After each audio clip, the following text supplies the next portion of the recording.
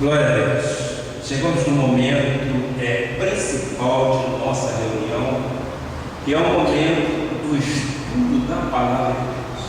A Igreja Evangélica Cristo Vive, ela prima muito pelo estudo da Palavra. É uma igreja dedicada ao estudo. E este é o dia em que o Senhor nos deu. Alegremos nele. E nós estamos muito felizes com tudo que Deus tem feito. Deus tem prometido e Deus tem cumprido exatamente aquilo que nós esperamos nele. A cura total já foi manifestada em nome de Jesus. O tema da mensagem hoje é esperando o melhor de Deus. Esperando o melhor de Deus. E esta palavra se encontra em Hebreus 11, versículo 6. Eu peço a minha amada irmã que coloque aqui no nosso telão, para que nós possamos então ver a palavra que Deus quer que a igreja tome conhecimento. A irmã viu isto antes? A irmã falou sobre isso, esperando o melhor de Deus, e diz o versículo: de fato, sem fé é impossível agradar a Deus. Porquanto é necessário que aquele que se aproxima de Deus creia que Ele existe e que se torna galardoador dos que o buscam.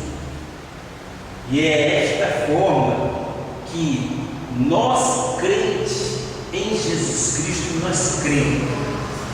Nós buscamos um Deus vivo que mora em nós.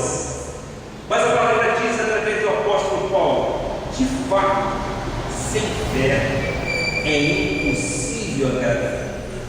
Que esta palavra abençoe os nossos corações. Vamos orar ao Senhor. Pai amado e Pai bendito, Rei de reis, Senhor de senhores, o único nome pelo qual importa que sejamos salvos, Jesus Cristo. Pai, estamos vivendo a carreira de fé e estamos convencidos pelo Espírito Santo que haverá frutos tão grandes e tão poderosos que muitas vezes nós ficaremos assustados. Mas são coisas grandes que acontecerão, pois Deus opera coisas muitíssimo grandes em nossas vidas e ninguém pode impedir a sua manifestação. Pai, abençoa esta família que acabou de dizer e dar o teu testemunho. Abençoa, Pai, porque sabemos que somos filhos amados e benditos do Senhor. Nós somos pedras vivas, somos eleitos do Senhor. Somos remidos, guardados por Ti. E nós cremos de todo o nosso coração que temos fé absoluta nesse Deus que é vivo e que opera em nós sinais e prodígios das maravilhas em nossa vida. Pai, vamos esperar então o melhor de Deus, mas por fé, em nome de Jesus. Assim nós cremos e assim nós oramos e pedimos a todos: amém, amém e amém. Glória a Deus. Minha família espiritual, meus filhos amados, aqueles que vivem e aqueles que vieram aqui celebrar o quê? Celebrar o Deus vivo. Vieram dar testemunho da sua glória. Hoje eu começo este recado de Deus afirmando categoricamente que só há um caminho para sermos aprovados por Deus. Que caminho é este? É a fé. Porque a palavra em hebreu diz: sem fé é impossível agradar a Deus. E isso me faz lembrar também que muitas das vezes o nosso Senhor Jesus Cristo deixou de operar milagres, fazer milagres, porque havia dúvida entre os seus. E Ele não opera quando há dúvida. Ele quer exatamente um coração 100% voltado para Ele, para que possamos ter os nossos sonhos totalmente realizados. A Bíblia diz que a fé em Jesus Cristo é a única forma que temos para ter a aprovação de Deus. Por isso, Paulo, inspirado pelo Espírito Santo, escreve este versículo aos irmãos judeus convertidos ao Evangelho de Cristo e diz: meus amados, vocês que serviram tantos anos à lei, que seguiram os ritos, regras, cerimônias, luas, jejuns, vigílias, sacrifícios, nada disso, absolutamente nada disso tem a aprovação de Deus. Ele disse: a quem se convertera recentemente ao Evangelho da Graça, este é a única forma que nós temos de agradarmos a Deus, de recebermos de Deus um sorriso pela sua aprovação. Sem fé é impossível agradar a Deus. Mas graças a Deus, nós somos um povo chamados por Deus como raça eleita, propriedade exclusiva de nosso Pai Celestial. E nós temos a fé que move o mundo, a fé que move montanhas, seja quais forem as montanhas que nos impeçam de ser realmente transformados. Então, nós somos verdadeiramente homens e mulheres de fé. Paulo então disse aos hebreus: sem fé é impossível agradar a Deus. E eu entendo que tu começas a entender também que nós podemos ser grandes pessoas, podemos ter feito grandes coisas, podemos ter galgado muitos degraus da vida, mas sem fé, sem a consciência da fé, nada disso vale. Então, como se vive por fé e como aumentar a nossa confiança nesta fé poderosa? É isso que o Espírito Santo de Deus quer trazer à igreja nesta noite.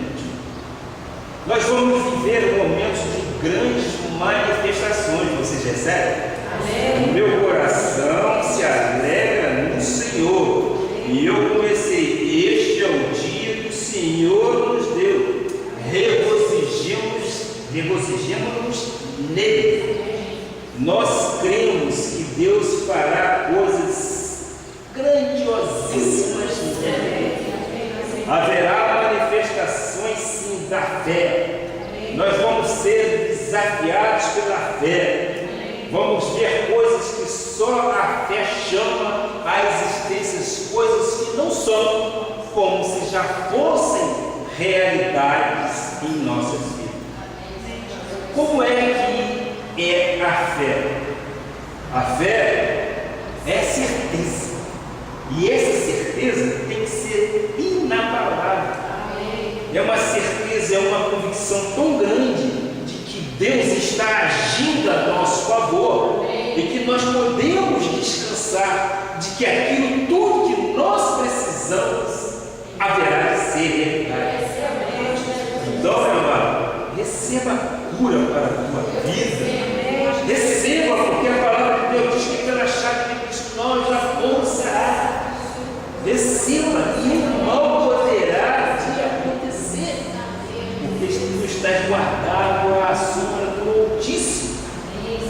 Mas muitas vezes você pode perguntar, mas bispo, como é a manifestação desta fé?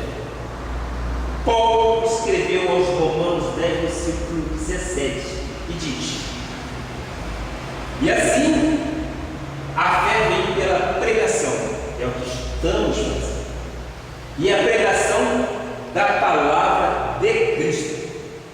Ou seja, a única forma de eu ter fé na minha vida é eu mergulhar na palavra de Cristo. Amém. Porque quando eu ouço a palavra e ela entra pelo meu ouvido espiritual e vai ao meu coração, e esta mesma palavra sai pela minha boca através de uma confissão, isso me traz, sim, me traz tremenda segurança. A Bíblia é um livro de fé. Quanto mais eu ouço a palavra, mais consistência da fé é alicerçada em meu coração, não é verdade? Quanto mais eu ouço, quanto mais eu leio, eu vou me firmando exatamente nas promessas, e aquilo vai se internalizando em nosso coração. Ainda que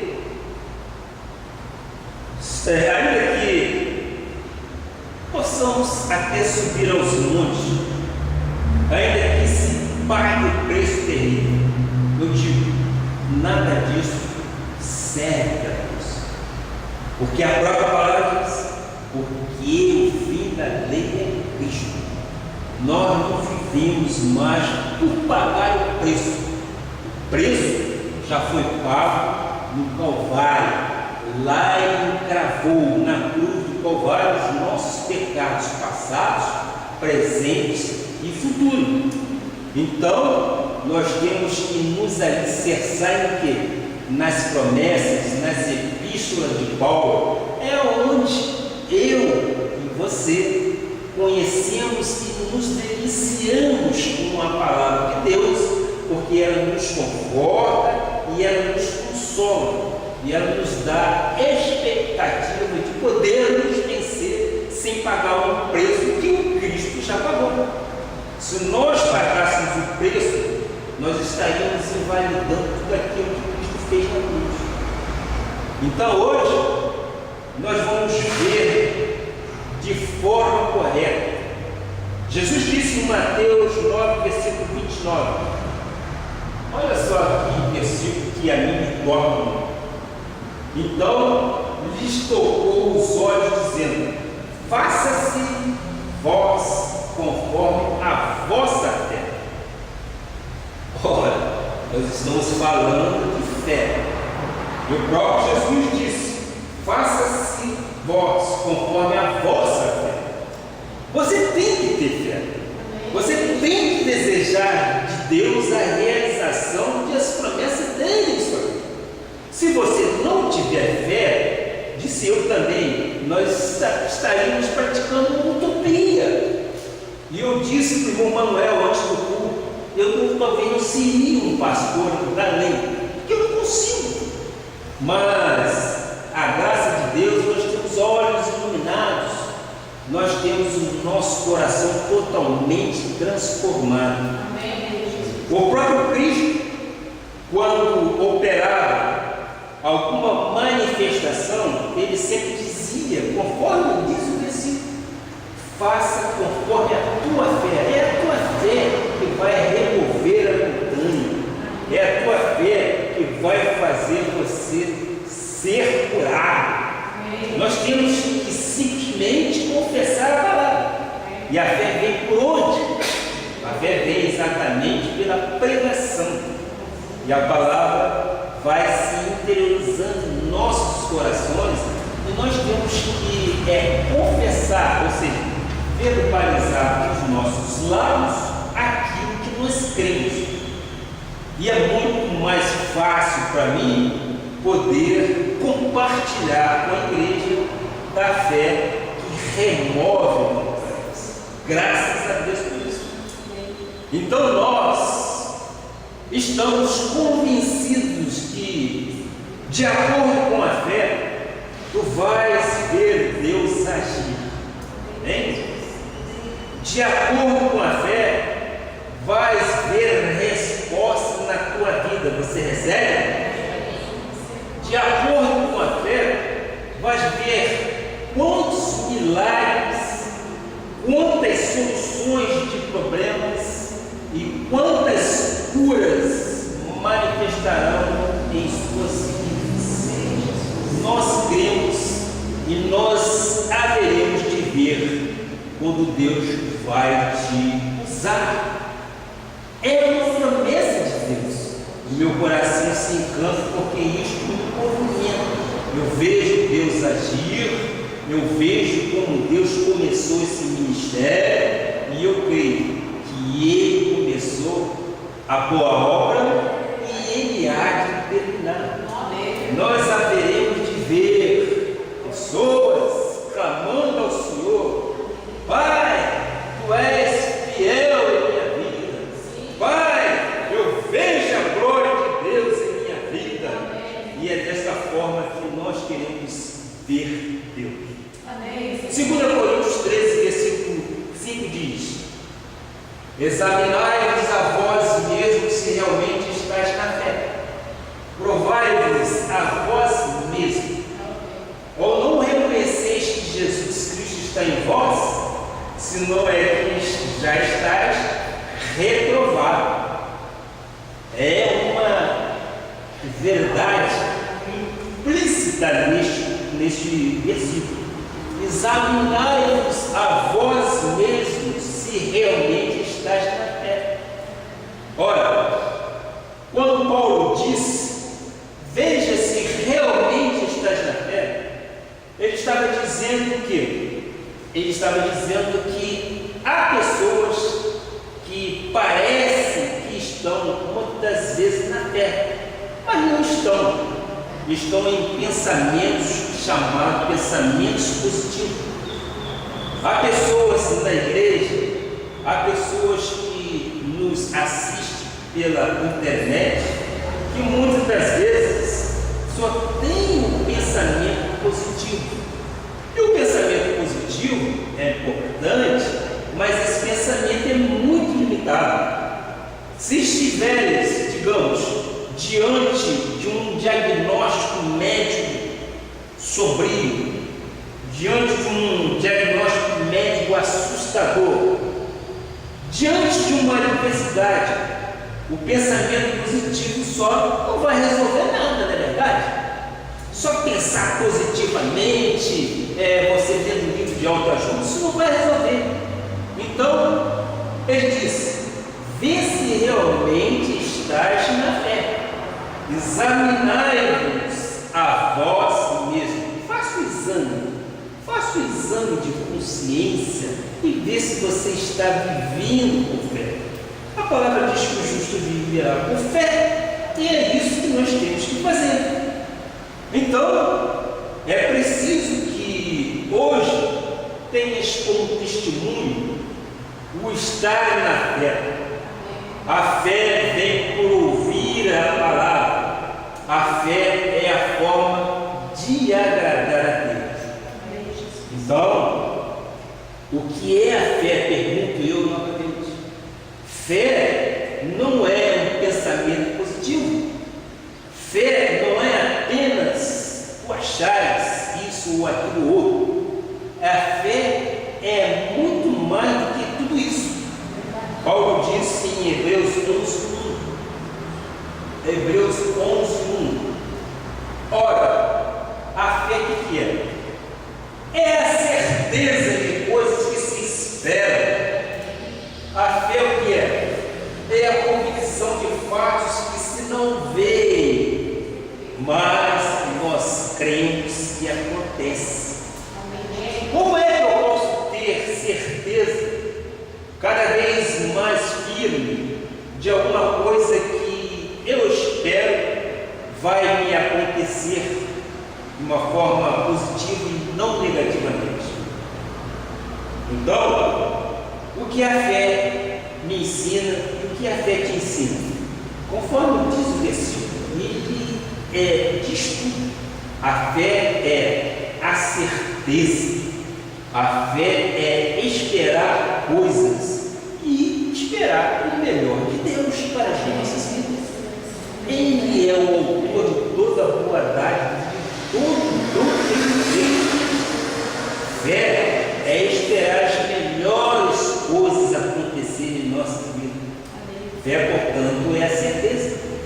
Eu creio que estás aqui e há pessoas aqui que estão esperando até um casamento, por que não? Outras, uma renegociação de uma dívida. Outras estavam de uma forma quase perdidas. E outros já estão querendo colocar até os trens nos trilhos da sua vida. Então, fé não é um pensamento positivo, porque isto é muito, mas muito limitado. Não é apenas ficar alegre com a palavra. Fé é a certeza de esperarmos o melhor de Deus sempre acontecer em nossas vidas. Hein? Nós temos que esperar o melhor dele. É dele que nós temos que confiar, é nele que nós temos que confiar, e é nele que nós temos que depositar toda a certeza de que o que o teu coração deseja será realizado. Então, fé é a certeza de que Deus está no controle do meu presente e do teu presente também. Fé é a certeza de que Deus está exatamente no meu futuro e no teu futuro também. Por quê? Porque nós não somos filhos dele. Ele, portanto, nos ama e ele quer o melhor para nós. O salmista Davi diz no Salmo 32, versículo 8: olha como a Bíblia é recheada de coisas importantes para que nós possamos nos fortalecer nesta fé. Olha o que ele diz: instruir-te-ei e te ensinarei o caminho que deves seguir, e sob as minhas vistas te darei conselho. Deus quer nos ensinar os caminhos que devemos agir. Deus quer que nós sigamos as orientações, o caminho preparado por Ele, o caminho preparado para cada um de nós. Eu creio que o caminho preparado por Ele é muito bom para você e para mim. Nós temos que esperar o melhor de Deus. Portanto, Deus planejou um caminho perfeito para cada um de nós. Nós já éramos conhecidos desde antes da fundação do mundo. E nós já éramos filhos amados do Senhor. Quando o inimigo quer nos atacar, mas ele diz: neste não, este há um homem de branco ao lado dele. Isto é uma vitória espiritual, porque isto já aconteceu. Não toques no meu ungido, este é o ungido. Olha, isso me dá uma certeza tão grande que Deus me ama e Deus te ama, e Ele quer o bem nosso. Deus jamais quer o nosso mal.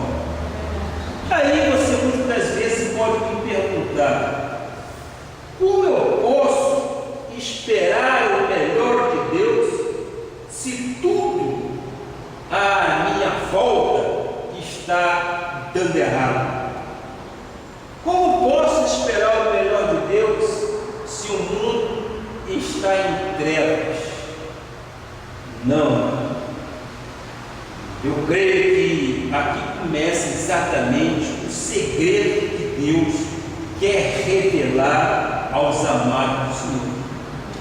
Porque se começares a ler as passagens bíblicas e os grandes personagens da Bíblia Sagrada, percebes que há momentos na história do povo de Deus, que ele enfrenta grandes batalhas, grandes adversidades.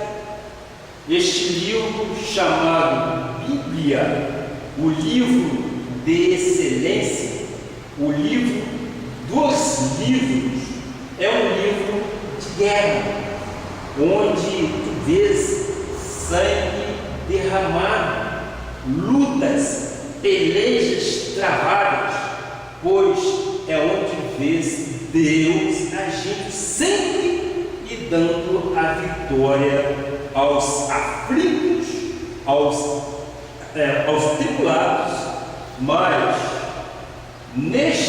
este é o mundo que jaz em trevas. A Bíblia diz que o salário do pecado é a morte. Este mundo não presta. Então, é o mundo de guerra que nós vimos muito no livro de Samuel, no livro de Crônicas, aonde Davi, um homem segundo o coração de Deus, travava violentas guerras, mas nós sempre vimos a manifestação do poder de Deus nas lutas travadas por Davi.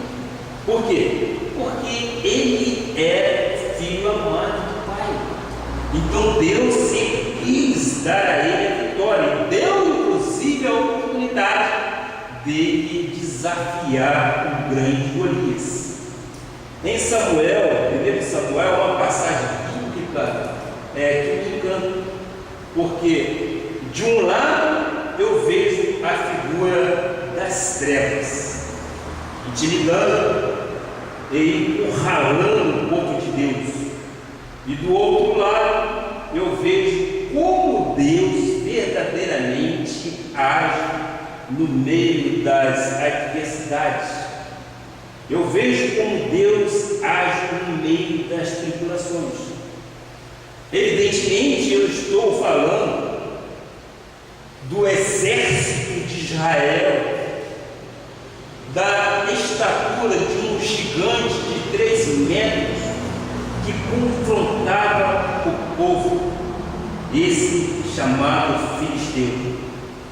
Esse homem desafiou, e o desafio dele intimidou não só a nação, mas também intimidou o seu rei, que era o rei Saul. Mas nós vemos também que se levantou um pequeno homem, que era exatamente um homem que cuidava das ovelhas. E este homem era um homem segundo o coração de Deus. E ele foi o homem que desafiou o grande Golias. Se o Golias quer confrontar o povo de Deus, ele chamou para si toda esta responsabilidade, porque ele sabia que ele estava exatamente sobre as ordens, sobre as lideranças de nosso Senhor Jesus Cristo. Então, toda a nação estava totalmente acovardada, mas vimos que se levantou um homem, e graças a Deus que nós somos a exceção no meio das batalhas. Graças a Deus, porque o Senhor sempre levanta uma exceção. O Senhor levanta um jovem de pequena estatura, esse pastor de ovelhas, e diz que hoje é dia de vida e de morte, disse Davi. Eu vou enfrentar esse homem que desafia o povo de Deus, o qual era de veras temeroso e assustador. Você enfrentar um homem de 3 metros e meio, com que bases você quer lutar se você nem sequer conhece os conceitos de luta? Mas vamos ver isso pequenos versículos, como por exemplo, em 1 Samuel 17:11. Ouvindo Saul e todo Israel estas palavras dos filisteus, espantaram-se e temeram muito.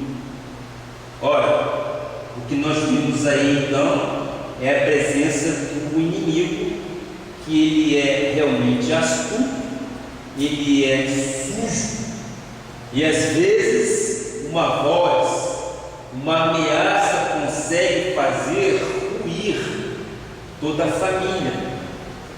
Às vezes uma voz inimiga consegue desestruturar até uma nação. E ele, filisteu, gritava: tem alguém aí para lutar comigo? E diz que todo mundo tremia nas bases, inclusive o rei.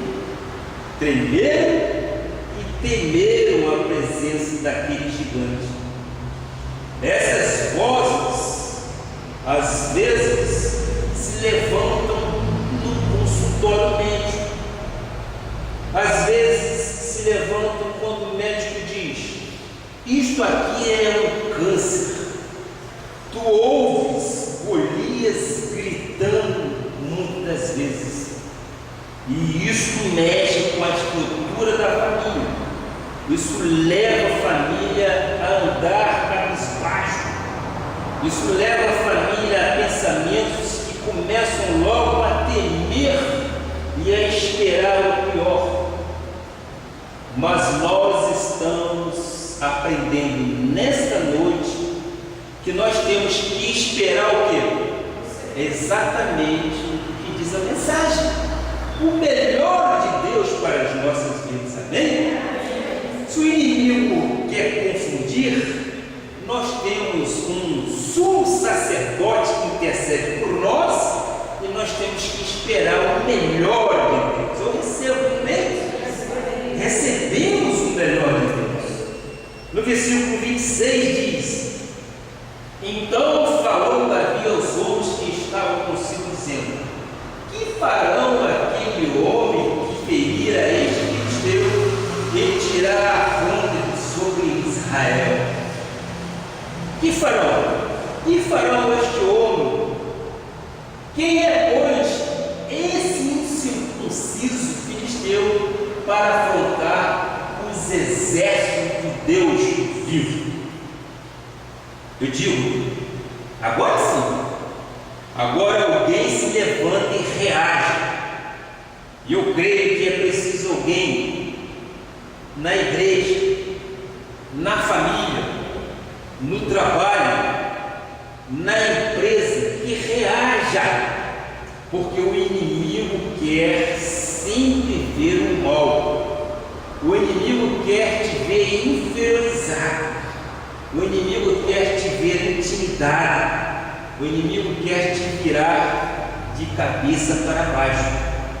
O inimigo, muitas das vezes, quer te ver de ombros curvados, olhos totalmente descaídos, às vezes até noite sem dormir. Ele quer te ver da forma mais pejorativa possível. Mas há uma reação que Deus espera de cada um de nós. Uma reação. Ora, quem tem a palavra final? É o Golias ou é o Senhor Jesus Cristo, o Senhor dos Exércitos? Quem é que tem a palavra final? Nós cremos que é o Senhor Jesus Cristo. Ele não está afrontando um povo apenas. Golias não estava afrontando um povo apenas. Ele estava afrontando o próprio Deus, quando ele desafiava exatamente o povo de Israel. Nós conhecemos muito bem a história, e a Bíblia nos diz que depois que Golias afrontou o povo de Israel, este pequenino pastor de ovelhas confronta então o inimigo. E no verso 37 ele diz: disse mais Davi: O Senhor me livrou das garras do leão e das do urso. Ele me livrará das mãos deste filisteu. Então disse Saul a Davi: vai-te, o Senhor seja contigo. É muito interessante porque o rei mandou que Davi fosse, mas ele mesmo não se apresentou para ir ao fronte de guerra. Por quê? Porque ele estava com um medo tremendo. Mas Davi foi imbuído de um poder espiritual tão grande que ele disse: eu vou porque eu acredito em Deus. E é desta forma que nós temos que lutar com as adversidades, porque nós cremos em Deus. Eu não posso estar num culto pregando aquilo que eu não acredito, mas eu creio piamente em tudo aquilo que Deus prometeu para nós. Ele é vitorioso em todas as batalhas. Então, é nessas horas que nós vemos como Davi esperou o melhor de Deus, porque ele não tinha compressão física, ele era uma pessoa pequena. Do outro lado, via-se um grande gigante desafiando quem? Desafiando exatamente o pequenino. Era Davi, um apacentador de ovelhas. Ele nunca esteve, evidentemente, numa escola de karatê. Ele desconhecia totalmente as regras de um lutador. Ele foi simplesmente dotado de uma fé santíssima e poderosa. Então, quando ele espera o melhor de Deus, coisas acontecem, não é verdade? Por quê? Porque, em primeiro lugar, estás honrando a Deus. Quando dizes: Deus tem o melhor para a minha vida, estás honrando a Deus. Obrigado. Quando fazes igual a Saul, vai lá com o teu Deus, que eu vou ficar aqui no meu palácio, estás desonrando Deus. É por isso que quando as pessoas recebem um diagnóstico médico, muitas das vezes morrem por antecipação. Por quê? Porque aceitam a cultura derrotista que o mundo nos coloca. Mas quando esperas o melhor de Deus, estás honrando a Deus. Nós vimos aqui no testemunho da irmã, a irmã nos dizendo que, graças a Deus, o marido dela não será necessário passar por uma tal cirurgia de enxerto. Deus fez completamente um enxerto naquela perna, e ela testemunhou veementemente para a honra e glória do nosso Senhor Jesus Cristo. O Golias se levanta. E eu me lembro, quando nós lá estivemos, nós oramos. Por quê? Porque a fé move montanhas. E nós cremos no infinito poder de Deus. E hoje nós oramos agradecendo a Deus exatamente pelo livramento que Ele deu ao nosso amado de passar por mais uma cirurgia. A Deus toda a honra e toda a glória. Então, logo após o grande confronto, veio a grande vitória. Em Samuel 17:46, depois dessas lutas que são travadas, depois dessas guerras que são travadas, vem então a bonança, ou seja, a vitória. Então, 1 Samuel 17:46 diz: hoje mesmo o Senhor te entregará nas minhas mãos, ferir-te-ei, tirar-te-ei a cabeça dos cadáveres do arraial dos filisteus darei. Hoje mesmo as aves do céu e as bestas feras da terra, e toda a terra saberá que há Deus em Israel. Então, toda a terra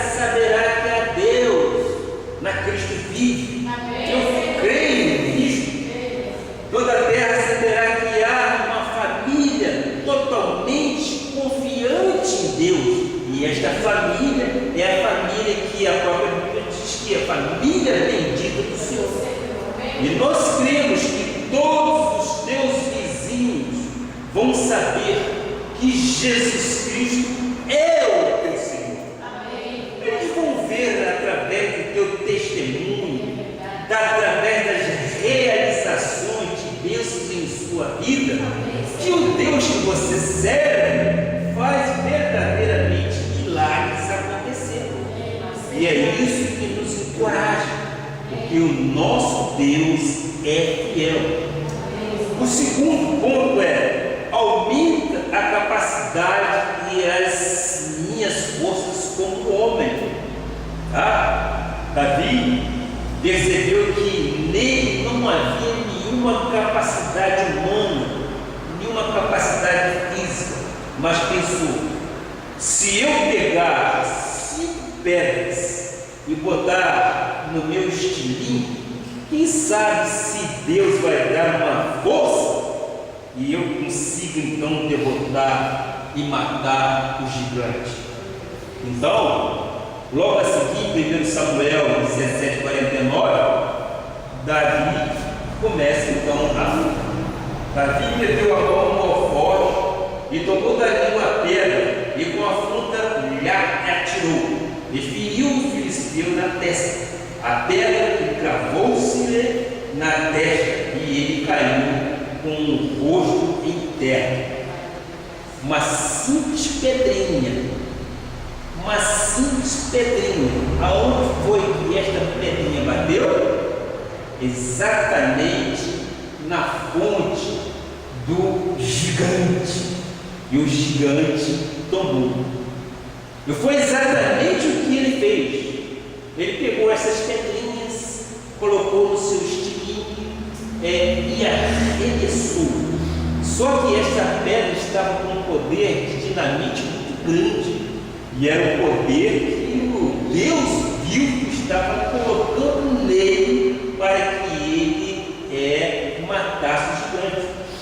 Então podemos ver através da história bíblica que o mundo conheceu. Exatamente o Golias pequenino que derrotou um grande gigante.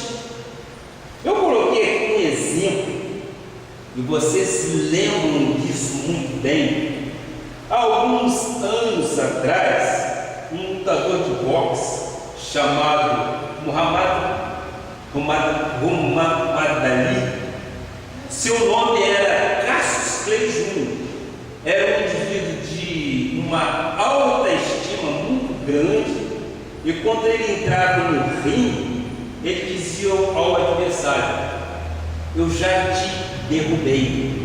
Ele colocava uma força interior nele, que ele confessava com as palavras dele que ele já tinha derrubado o seu opositor. Então, quando foi que ele perdeu a primeira luta?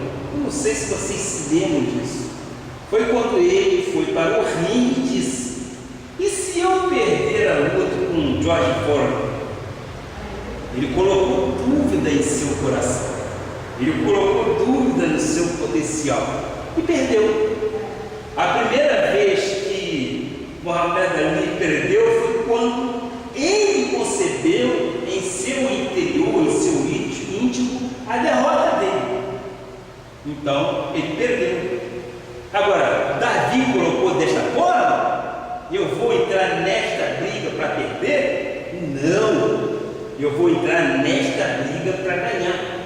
Ele estava ali exatamente fazendo o quê? Fazendo aquilo que o Deus Altíssimo queria que ele fizesse. E no versículo 45 disse mais: Davi, porém, disse ao filisteu: tu vens contra mim com espada e com lança e com escudo. Eu, porém, vou contra ti em nome do Senhor dos Exércitos, o Deus dos Exércitos de Israel, a quem tens afrontado. Davi, em hipótese alguma, teve medo daquele momento. Ele enfrentou a situação e ele estava certo de que ia ganhar aquela batalha. Por quê? porque ele estava ali em nome do Senhor dos Exércitos. E ele disse: eu vou te ganhar. Davi agiu por fé. Quando se age por fé, se recebe uma força sobrenatural. Nós vencemos as adversidades, nós vencemos as dificuldades que nos são colocadas, porque nós temos fé num Deus que opera em nós sinais e prodígios das maravilhas. Terceiro lugar, de como posso esperar o melhor de Deus. Eu passo a encorajar as pessoas. Eu acredito que uma pessoa de fé encoraja até uma família toda. E eu acredito que com fé eu estou energizando a igreja toda com fé. Vamos nos tornar otimistas, que é uma coisa que nós precisamos ser, evidentemente. Queres o melhor de Deus?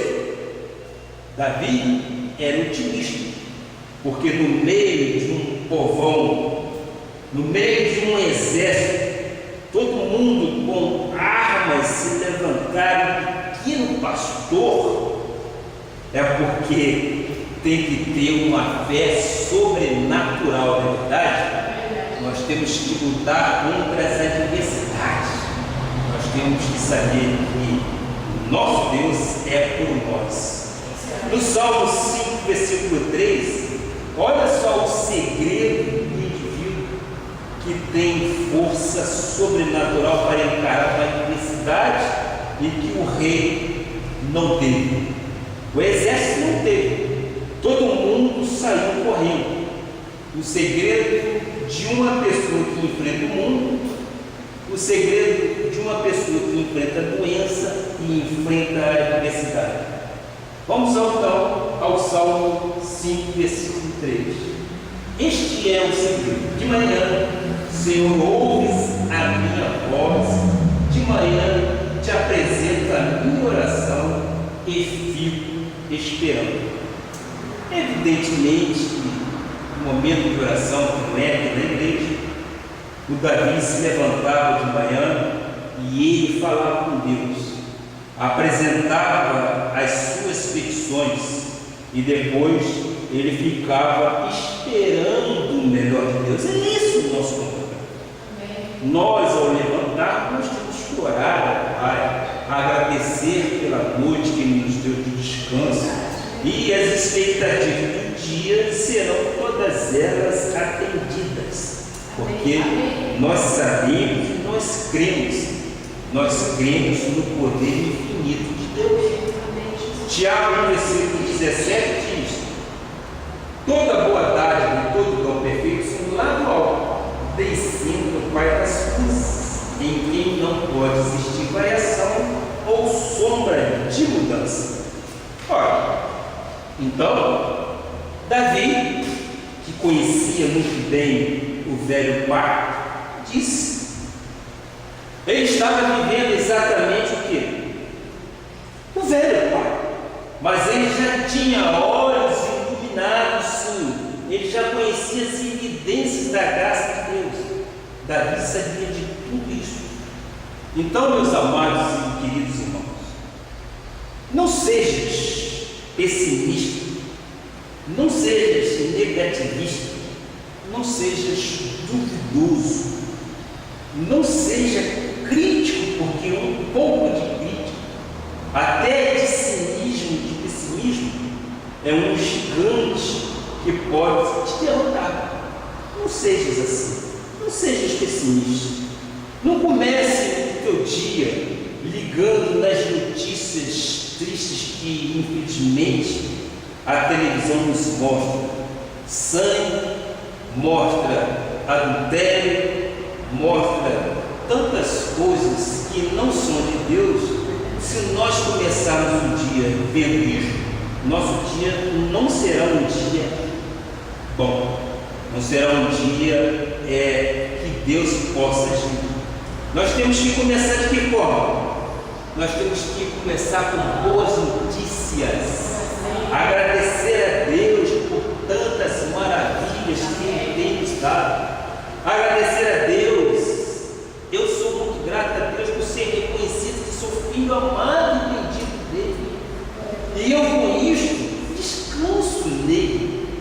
não me preocupo com o dia de amanhã, que a própria Bíblia diz que basta o dia em seu próprio mão. Então nós temos que fazer o quê?